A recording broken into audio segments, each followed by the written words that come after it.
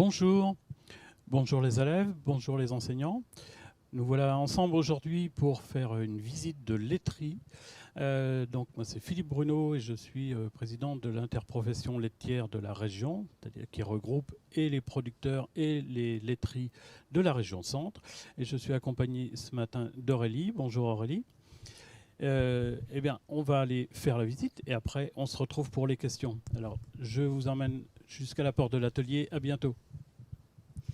Bonjour à tous, donc Aurélie Baron, moi je suis responsable de production, donc je vais vous laisser avec Philippe et en attendant je vais aller m'équiper parce que dans une laiterie il faut que tout soit bien propre.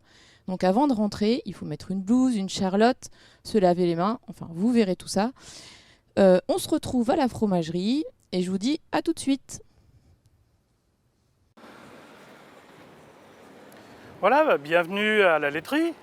Je vous propose de faire le tour des ateliers de transformation du lait, la beurrerie, la fromagerie, la mise en brique. Et bien voilà, le mieux c'est d'y aller. Allez, allons-y.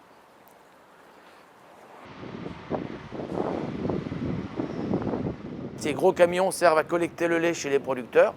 Donc on a différents types de camions à la coopérative de Verneuil. Des grosses citernes comme celle qui est derrière nous, qui fait 29 000 litres, qui elle sert essentiellement à collecter du lait de vache. D'autres qui ont des capacités moins importantes, 15 000 litres, pour collecter essentiellement du lait de chèvre. Où là on a des compartiments, différents compartiments, jusqu'à 3 compartiments, pour séparer nos différents types de lait, qui sont donc le lait de chèvre Sainte-Maure de Touraine, destiné à faire du fromage Sainte-Maure de Touraine, le lait de chèvre destiné à faire du fromage valençay, et une autre catégorie de lait de chèvre qu'on appelle le lait standard pour faire tout autre produit non AOP, non appellation d'origine protégée. Tous les jours de l'année, la collecte se fait à Verneuil. Il faut savoir qu'on collecte la moitié des producteurs une journée, l'autre moitié le lendemain, ce qui nous oblige à passer tous les jours chez la moitié des producteurs. Et donc on collecte après tous les 48 heures chez les mêmes producteurs. Donc tous les jours de l'année, il y a du lait qui arrive au niveau de l'usine. Alors les tuyaux servent à différencier les différents types de lait au moment de la collecte, pour séparer les laits, notamment les de chèvre, tout ce qui concerne les Sainte-Maure de Touraine et le valençay, qui sont deux types de lait différents pour faire des fromages différents. Et ici, sur le quai de réception, les différentes tuyauteries servent à vider la citerne pour aller dans les tanks, et une autre série de tuyaux sert à laver l'intérieur de la citerne. On ne mélange pas les laits pour différentes raisons.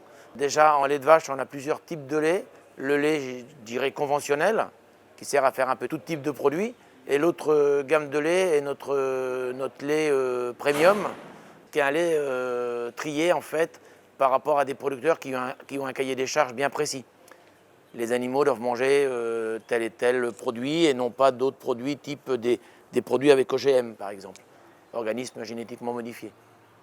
Voilà, il y en a également du lait bio qu'il faut tracer et qu'il faut séparer des autres laits. Alors on fait différents tests avant le dépotage, surtout le test, ce qu'on appelle le test antibiotique. C'est pour bien vérifier qu'un animal traité, une vache ou une chèvre, ils peuvent être malades, mais pendant que l'animal a eu des antibiotiques, pendant quelques jours, le lait doit être mis de côté, il ne peut pas être transformé en production fromagère, lait UHT ou autre. Donc on doit tester ce lait-là pour être sûr que le lait n'a pas de résidus d'antibiotiques avant de le mettre dans le circuit.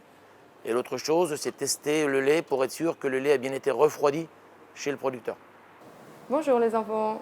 Donc ici, on est dans le laboratoire de la laiterie de Verneuil. On fait des analyses sur le lait pour vérifier qu'il n'y ait pas de bactéries ou d'autres micro-organismes qui seraient mauvais pour notre santé.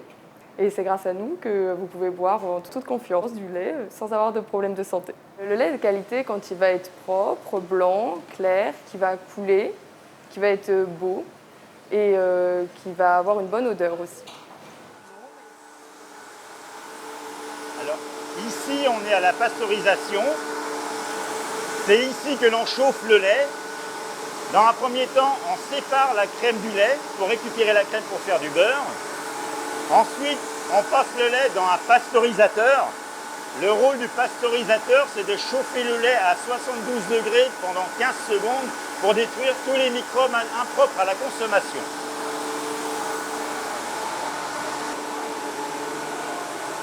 Alors, tous ces tuyaux servent à transporter le lait vers les ateliers de fabrication. À Verneuil, on transporte le lait vers l'atelier fabrication UHT, vers l'atelier fabrication poudre de lait. Tout ce bruit est lié au fonctionnement du matériel. On transforme beaucoup de lait par jour, donc le fonctionnement des écrémeuses fait beaucoup de bruit.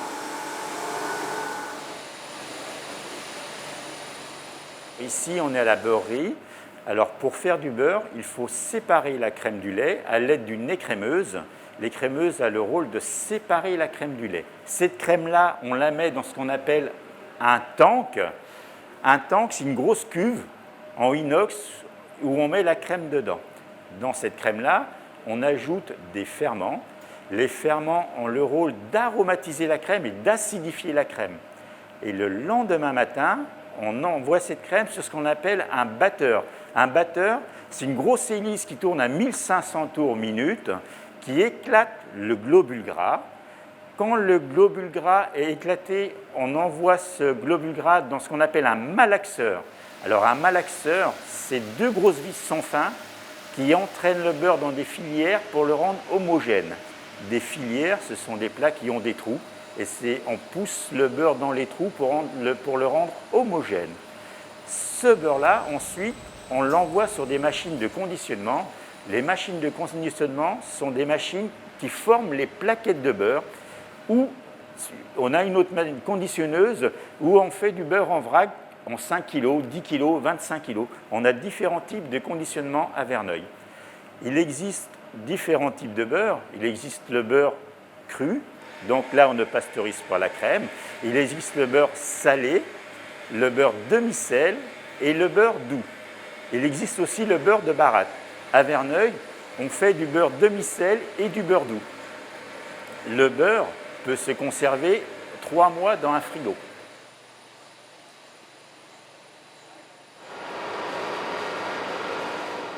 Bonjour les enfants, moi c'est Aurélie. Ici, on est dans l'atelier fromagerie.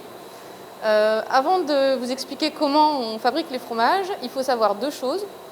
Les fromages, il y a deux familles. Il y a les familles des fromages pasteurisés. Donc ça veut dire que le lait, quand on va le recevoir, on va le chauffer pour retirer toutes les petites bêtes qu'on n'a pas envie d'avoir. Et après, on a les fromages qu'on appelle au lait cru. Donc ça veut dire que le lait, on ne fait rien dessus, c'est le lait qui vient directement de la chèvre. Alors, comment on fabrique un fromage? Dans le lait, on va ajouter des bonnes bactéries. Donc ces bonnes bactéries, on les appelle les ferments. Ça permet en fait de préparer le lait pour le transformer en fromage. On va pouvoir passer à l'étape d'après qui s'appelle la présure. Donc là, c'est un liquide qu'on va ajouter et qui va permettre de transformer le lait qui est liquide en gel. Donc ça va faire un lait qui est un petit peu plus dur. Ce lait un peu plus dur, on l'appelle le caillé. Une fois qu'on a le caillé qu'on attend, on va pouvoir faire le moulage. Donc là, on va prendre le caillé et on va le mettre dans des moules. On va le laisser du coup bien s'égoutter pour retirer toujours cette eau.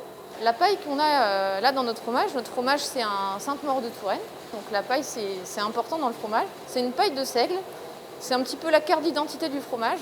Donc sur le Sainte-Maure, si jamais tu sors la paille du fromage avant de la manger, tu pourras regarder dessus. C'est gravé. Et sur cette paille, on écrit toujours l'adresse de l'entreprise qui l'a fabriqué. Et après, on va le démouler. Donc on a nos petits fromages qui sont tout démoulés sur des plateaux, on appelle ça des claies. Et on va emmener ces fromages en affinage. Pourquoi est-ce qu'on met du sel sur les fromages? Alors, première chose, le sel, c'est ce qui va donner un goût au fromage. Aujourd'hui, on aime bien les choses un petit peu salées. Et le sel, ça va permettre aussi de retirer l'eau qu'il y a dans les fromages. On a dit qu'on voulait un fromage qui soit sec, on ne veut pas un fromage tout mou. Donc le sel, ça aide aussi à faire ça.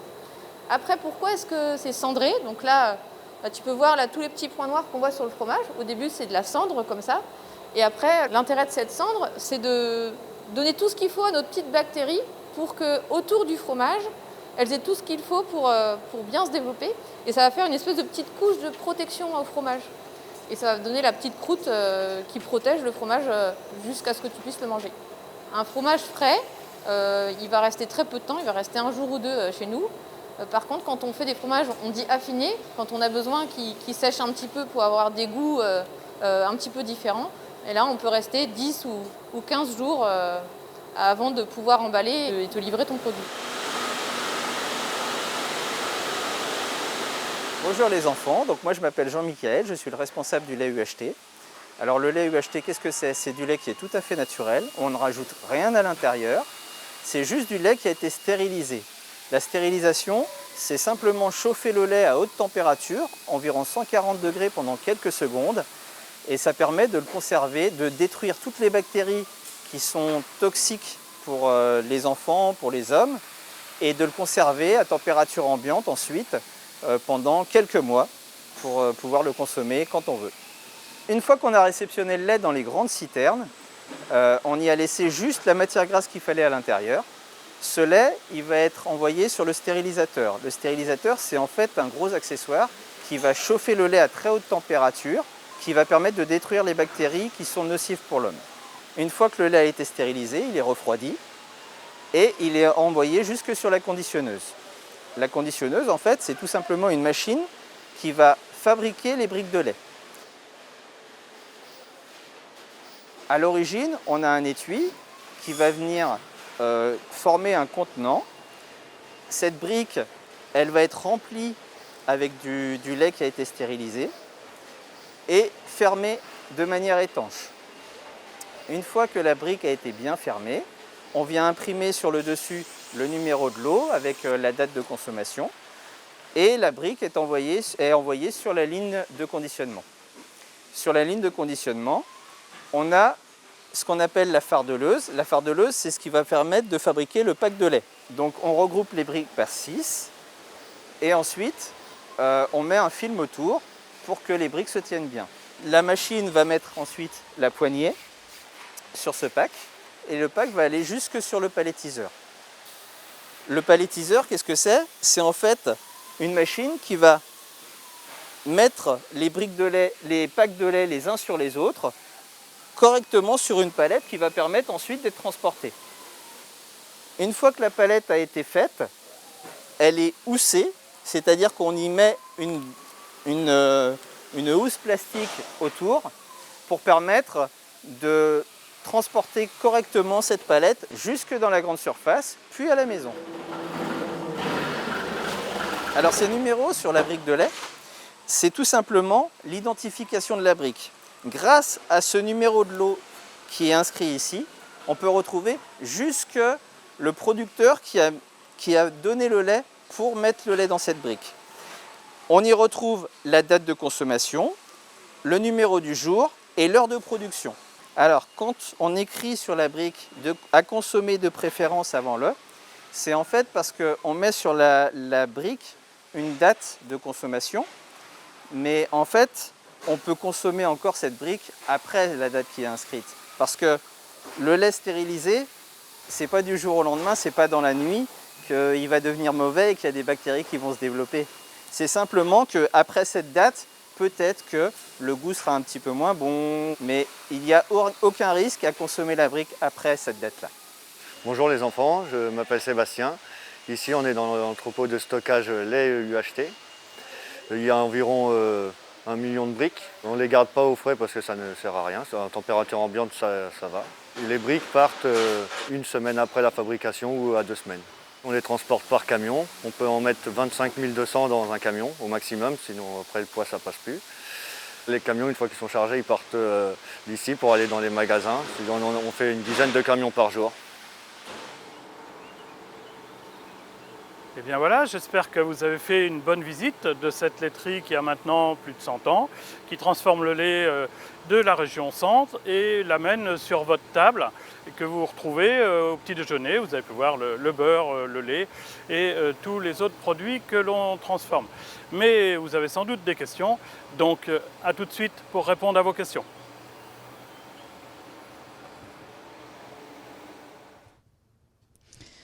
Voilà, la visite se termine. Bon, c'est vrai que c'était rapide, j'espère que vous avez bien compris. Donc surtout, n'hésitez pas, Philippe va bientôt revenir du tour, mais on est là pour répondre à vos questions. Donc voilà, Jérôme, est-ce qu'on a déjà des questions qui remontent? Ça commence à arriver. Alors, j'ai une question de Gaëtan qui demande combien de lait y a-t-il dans les camions?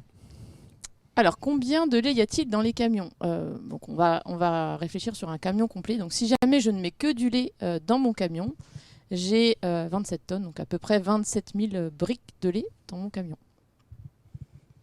Alors Lucas qui demande combien de fois par semaine le lait est ramassé?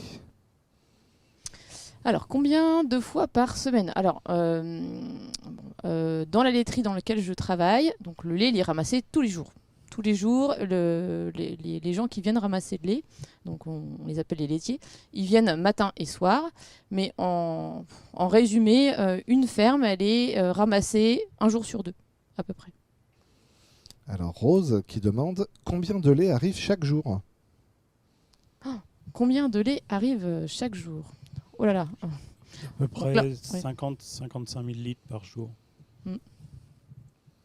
Alors il y a Juliette de l'école de Soizé qui demande combien de litres de lait sont mis en briques par jour dans l'usine. Alors, dans l'usine dans laquelle je travaille, on peut faire jusqu'à 100 000 litres de lait par jour. On a alors Cécile qui nous demande est-ce que vous avez d'autres usines? Nous, on n'a qu'une usine à Verneuil. Et sur la région, il y a 4 usines importantes, plus certaines petites qui fonctionnent sur la région. Et après, c'est vrai qu'il y a aussi des entreprises qui collectent du lait chez des producteurs de la région, mais qui transforment en limite de région, mais pas en région centre. Alors une question de l'école Guillaume Apollinaire. Est-ce que vous ne travaillez qu'avec le lait? Alors oui, nous, à la laiterie, on ne travaille qu'avec du lait. Et sur l'ensemble de la filière, du coup?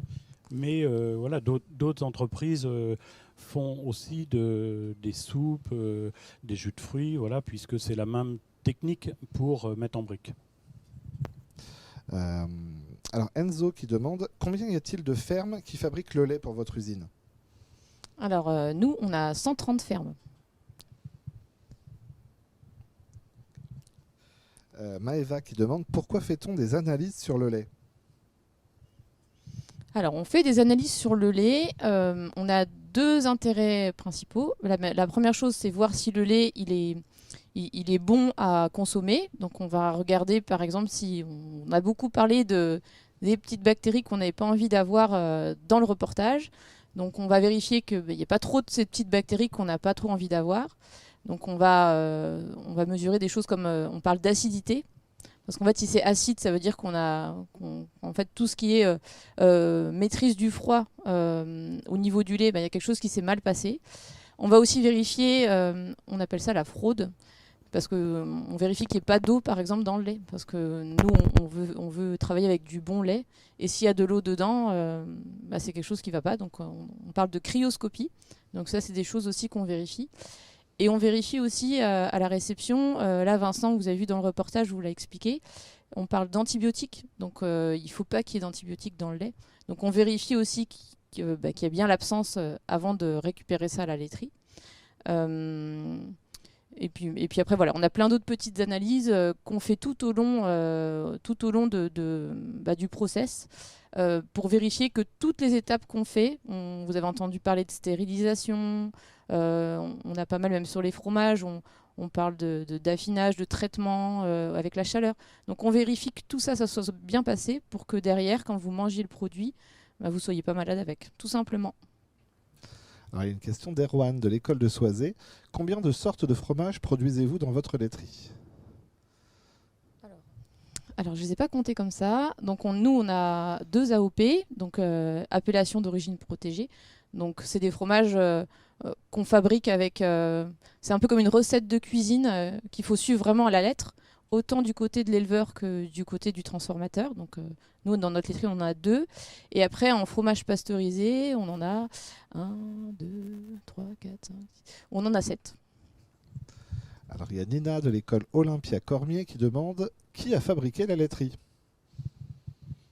Alors, cette laiterie, elle a été fabriquée en 1909 par des producteurs à l'époque de la petite région autour de la laiterie. Alors, une question de l'école Guillaume Apollinaire. Est-ce que vous goûtez vos produits? Bien sûr. Donc, on a des dégustations, donc tout ce qu'on fabrique, tous les lots. Donc, par exemple, quand on fait du lait acheté, un lot, c'est une journée de fabrication. On va mettre de côté des briques et on va goûter, voir si le goût il nous correspond. Voilà. Parce que nous, ce qu'on veut, c'est que vous ayez toujours des produits dont vous soyez content et qui aient un goût qui soit à peu près le même. Donc on goûte toujours pour voir s'il n'y a pas quelque chose qui marche pas bien, toujours pareil. Alors Marois de l'école Olympia Cormier qui demande pourquoi avoir choisi ce métier. Parce que l'agroalimentaire, c'est passionnant. Tous les jours, vous mangez, tous les jours, vous avez un fromage, du lait dans votre assiette. Et moi, ce qui me plaît vraiment dans ce métier, c'est de savoir que, quelque part, tous les jours, vous pensez un petit peu à nous. Et ce qui est vraiment, vraiment génial dans l'agroalimentaire, c'est qu'on n'est pas tout seul. Je ne suis pas juste dans une entreprise à fabriquer. Derrière, j'ai des éleveurs, j'ai des agriculteurs. En fait, en fabriquant le fromage, et vous, en mangeant le fromage, vous faites vivre plein de gens derrière. Et ça, je trouve ça formidable. Alors, une question d'Élie qui demande est-ce que le lait est toujours pareil ? Alors sur la saison, le lait va changer en fonction de ce que les vaches vont consommer. Évidemment, l'hiver, elles ont de l'aliment conservé, sec. Ça peut être du foin, ça peut être de l'ensilage. L'ensilage, c'est ou de la plante de maïs, ou de l'herbe, ou des plantes associées. Et sur le principe de la choucroute. Voilà, on coupe, on tasse, on ferme hermétiquement, ça s'acidifie, ça se conserve. C'est exactement le même principe que la choucroute. Pour les vaches. Voilà, donc ça, c'est ce qu'elles vont manger l'hiver. Et puis au printemps, il va y avoir la pousse de l'herbe, donc elles vont pouvoir consommer de l'herbe. Et là, le lait va changer un petit peu de composition. Et donc, il ne va pas se travailler tout à fait pareil. Mais globalement, ça reste du lait. Alors, il y a une question de Rose qui demande pourquoi le beurre est jaune. Alors, pourquoi le beurre est jaune ? Tout simplement, quand les vaches vont manger de l'herbe ou du fourrage, il y a des choses dans l'herbe naturelle qui s'appellent le carotène. Et le carotène, c'est ce qui va donner la couleur en fait, dans tout ce qui est matière grasse au niveau du lait. Donc, vu que dans le beurre, il y a beaucoup de matière grasse qu'on a récupérée dans le lait, on va avoir plus ou moins de carotène. Et du coup, le beurre, il va être plus ou moins jaune. Alors là, Sarah qui demande est-ce que dans le lait, il n'y a que du lait ? Alors dans le lait, dans la brique de lait, il n'y a que du lait. La seule chose qui peut changer, c'est la quantité de matière grasse. Si vous achetez de l'écrémé, il y aura 0 matière grasse. Si vous achetez du demi-écrémé, ça doit être 15,5% de matière grasse. Et évidemment, de l'entier, il y en aura 2 fois plus. Voilà. Mais sinon, il n'y a rien d'autre, ni d'enlever, ni de rajouter. Alors Mathéo qui demande qu'est-ce que ça change un lait bio ou un lait classique ? Alors, le lait bio, il provient de vaches qui sont dans des fermes où la culture est totalement faite sous forme biologique, donc qui répond à un cahier des charges de l'agriculture biologique. Voilà. Donc le lait, il est blanc pareil, sauf que ces exploitations-là n'utilisent pas de produits chimiques comme pourraient l'utiliser occasionnellement des fermes conventionnelles. Alors quels sont les autres produits que l'on peut fabriquer avec le lait ? Donc avec le lait, on peut faire effectivement des briques de lait UHT, on peut faire aussi des fromages, on peut faire du beurre, on peut faire de la crème, on peut faire des yaourts, on peut faire des faisselles. Oui, et puis avec le lait, on peut faire des gâteaux, des choses comme ça. Enfin, on peut même rajouter ça dans d'autres applications alimentaires. Et on peut faire aussi de la poudre de lait pour les bébés. Alors John demande comment fabrique-t-on la crème fraîche ? Alors pour fabriquer la crème fraîche, c'est un petit peu la même chose que ce que vous avez vu pour le beurre. Donc le lait, on va déjà l'écrémer donc pour récupérer la crème. Et on va simplement dans cette crème, on va la pasteuriser pour retirer toutes les petites bactéries qu'on n'a pas envie d'avoir. Et là, on va ajouter des ferments. Donc les ferments qui vont permettre d'acidifier la crème. Comme ça, naturellement, elle est protégée contre toutes les mauvaises bactéries qu'on n'a pas envie d'avoir dans la crème. Mais comment tu extrais la crème du lait ? Comment j'extrais la crème du lait ? Je passe dans une écrémeuse. Donc l'écrémeuse, c'est un petit peu comme ça fonctionne un petit peu comme une essoreuse à salade. Donc c'est quelque chose qui va tourner très très vite. Et la crème, vu qu'elle est grasse, elle est un petit peu moins lourde que le lait écrémé. Du coup, on va pouvoir séparer d'un côté ce qui est un peu gras et ce qui est moins lourd, et le lait écrémé qui est plus lourd et qui va partir pour faire autre chose dans la laiterie. Alors, Lana qui demande combien de lait faut-il pour faire une plaquette de beurre? Voilà, il faut compter à peu près 22 litres de lait pour faire 1 kg de beurre. Donc une plaquette, tu divises par 4, et là c'est un bon exercice de maths. Le petit Tony qui demande est-ce que je peux fabriquer du beurre chez moi? Bien sûr. Alors, il faut prendre un petit pot qui ferme, genre petit pot d'aliment bébé, et puis prendre une cuillère de crème fraîche dans le pot de crème fraîche dans le frigo. Voilà, si ça a été mis un petit peu à température ambiante avant, ça va aller un peu plus vite. On met la cuillère de crème dans le pot et on secoue. Et mécaniquement, à un moment donné, à force de secouer, la crème va se transformer très rapidement en beurre. Et donc là, on va sentir en secouant qu'il y a une petite boule à l'intérieur et il faut s'arrêter. On peut laver, rajouter un petit peu d'eau pour laver un petit peu le beurre et enlever ce qu'on appelle le bas beurre. Et puis le beurre est fait et consommable.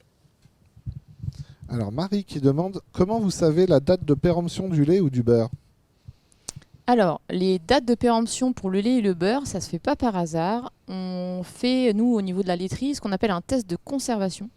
Donc, on va mettre le lait sous certaines conditions, on va le laisser vieillir et on va le goûter, on va l'analyser au fur et à mesure du temps. Et quand soit le goût nous plaît plus, ou soit les analyses au niveau des mauvaises bactéries, elles ne sont pas bonnes, et là, on sait qu'on ne peut pas dépasser cette date-là. Donc, on prend toujours une petite marge de sécurité, mais c'est quelque chose, voilà, c'est assez long à faire. Ça, c'est les gens du laboratoire qui le font, et qui s'assurent du coup que la date qui est inscrite sur le beurre ou sur le lait, elle garantit que le produit il est toujours pareil du début jusqu'à la fin de sa vie. Alors, Leslie nous demande dans les magasins, il y a des bouchons rouges, bleus et verts. C'est quoi les différences? Alors c'est un code, ce qu'on appelle un code couleur, pour repérer plus vite si c'est du lait entier rouge, si c'est du lait écrémé vert et si c'est du lait demi-écrémé en bleu. Alors, Thomas qui demande combien fait-on de bouteilles de lait dans une journée et combien de plaquettes de beurre? Alors, ça dépend des laiteries. Nous, dans notre laiterie, on peut faire, on va dire 90 000 bouteilles de lait. Mais après, tout dépend en fait de ce qu'on a décidé de faire dans la journée. Donc, dans notre laiterie, c'est comme ça. Et alors, les plaquettes de beurre, il faut compter à peu près 40 000 plaquettes de beurre, grand maximum. Voilà. Mais nous, dans la laiterie, on ne fait pas que des plaquettes, on fait plein d'autres produits. Donc, tout dépend de ce qu'on a décidé de faire ce jour-là. Le beurre, vous avez l'habitude de le voir en plaquettes parce qu'en tant que consommateur, c'est le plus facile. Mais par contre, un pâtissier, lui, va le vouloir en 1 kg ou en 2 kg. Alors ensuite, Jonas qui demande que deviennent les bouteilles après leur utilisation ou les briques après leur utilisation? Alors, dans la filière, comme dans beaucoup de filières, il y a un travail fait sur le recyclage et évidemment, les briques sont recyclables et peuvent se retrouver notamment pour faire des coques de piscine, des produits pour faire qui vont partir en Afrique. Pendant un moment, il y en avait beaucoup. Ça allait servir là-bas à faire du mobilier, des tables, des chaises. Voilà, donc il y a plein de destinations possibles au recyclage. Donc évidemment, là, c'est votre travail de bien faire le recyclage. Donc les enfants, surtout que ce soit des bouteilles ou des briques de lait, vous mettez bien dans le bac jaune. Milly qui demande est-ce qu'il faut beaucoup d'eau pour nettoyer les machines? Alors oui, en laiterie, il faut nettoyer, parce que le lait, faut que tout soit propre tout le temps. Donc effectivement, on utilise beaucoup d'eau pour que tout reste propre. Mais bon, ça c'est globalement dans toutes les industries agroalimentaires. Et aujourd'hui, l'ensemble des laiteries ne prend pas de l'eau propre à chaque fois pour faire le nettoyage. C'est la même eau qui est reprise, réutilisée. On va dire qu'on nettoie l'eau pour nettoyer, et donc ça permet d'utiliser beaucoup moins d'eau en fait au global, même si constamment on utilise de l'eau. Mais on est d'accord, voilà. Dans notre défi aussi, nous, au niveau des laiteries, c'est toujours travailler sur les économies d'eau. Et quand on change des machines, etc., on se dit toujours comment est-ce qu'on peut faire mieux. Donc ça, c'est vraiment un souci du quotidien. Donc on consomme beaucoup d'eau, mais on travaille bien évidemment pour les réduire. Il y a Élise qui demande, est-ce que vous faites visiter votre laiterie ? Alors oui, ça arrive. Justement, les Journées mondiales du lait, cette année, on a ouvert pour permettre à certains de venir visiter. Mais c'est des choses qu'on fait 1 à 2 fois par... Enfin, on le fait à peu près tous les 2 ans, nous, dans notre laiterie. Mais après, il y a des laiteries, voilà, faut suivre. Journée mondiale du lait, généralement, on ouvre.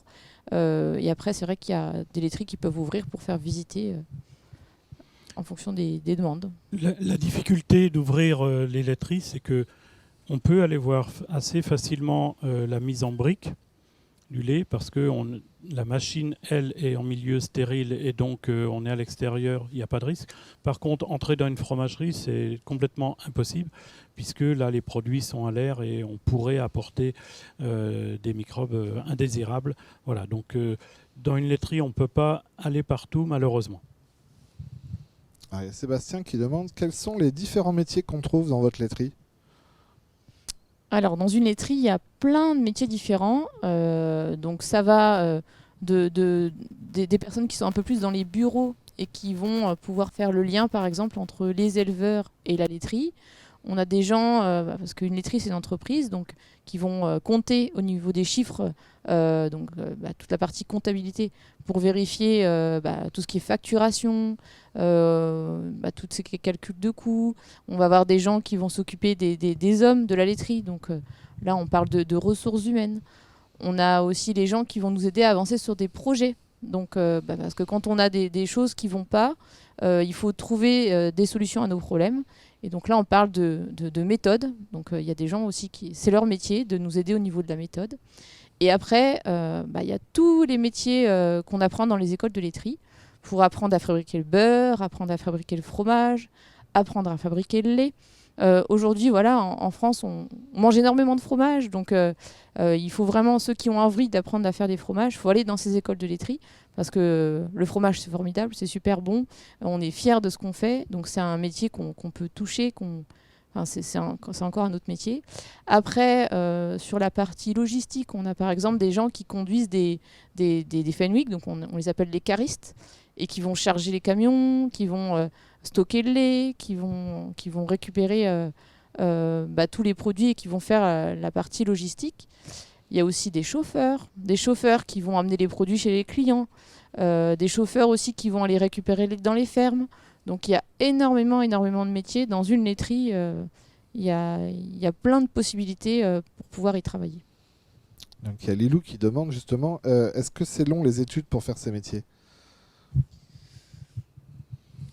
Dans les laiteries, il y a des gens qui ont fait peu d'études et des gens qui ont fait beaucoup d'études. Et voilà, selon les métiers, il y a plus ou moins besoin de compétences. Voilà, donc je dirais qu'on a tous les niveaux de formation au sein d'une laiterie. Et puis, il ne faut pas oublier, voilà, il y a l'école qui apprend des choses, mais on apprend aussi énormément sur son lieu de travail. Donc, il y a des gens, par exemple, qui n'ont pas fait d'études, qui viennent ici, qui apprennent. Et nous, on a la chance, dans la laiterie dans laquelle je travaille, on a plein d'ateliers différents. Donc, on peut très bien commencer dans un atelier, apprendre à faire le beurre, par exemple. Et puis après, dire, moi, j'aimerais bien maintenant apprendre à faire les fromages. Et ça, c'est des choses que nous, dans l'entreprise, on est capable de faire. Parce que des fois, on n'a pas toujours envie de faire la même chose. Et des fois, c'est des choses qu'on peut faire. Alors, une question de Thomas qui demande pourquoi ça s'appelle un tank ? Je ne me suis pas posé la question.